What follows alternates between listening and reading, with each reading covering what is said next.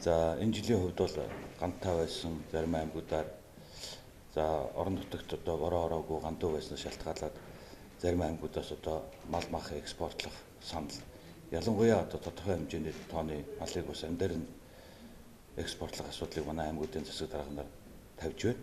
За яам дээр одоо холбогдох мэрэгчлэлтэнүүд, мэрэгжлийн байгууллагуудаа бид нар бас энэ тал дээр судалгаа хийж ажиллаж байна. За ер нь бол бид нар жилдээ бол нэг 6.1 сая толгой мал за махан толгой шилжүүлснээр нэг 150 орчим мянган тонн мах экспортлох ийм боломжтой. За бид одоо мал экспортлохдоо бог мал ийм экспортлох боломжтой. Таварын эр хонь, эр ямаа одоо жилдээ 1.5 саяыг ийм экспортлох боломжтой. Бид энийг экспортлох юм бол манай малчид бас одоо тодорхой хэмжээний малаа эргэлтэнд оруулж, эдийн засгийн эргэлтэнд оруулж, за бас одоо мөнгөтэй болох ийм боломж бол нээгдэнэ.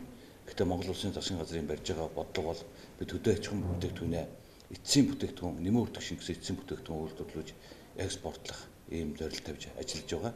За энэ зорилтын хүрээнд бид нар малаа эрүүлжүүлэх, малаа бүртгэлжүүлэх, Монгол улс вакцина дотооддоо үйлдвэрлэдэг болох, за Монгол улс одоо малынхаа эрүүл мэндийн хяналтыг дотооддоо бүрэн хангадаг болох, нэг улсаас л одоо дотооддоо үйлдвэрлэж чадахгүй байгаа вакцина авдаг болох ийм бодлогоодыг бас хүнсүдэ аж ахуйн салбар барьж ажиллах болно.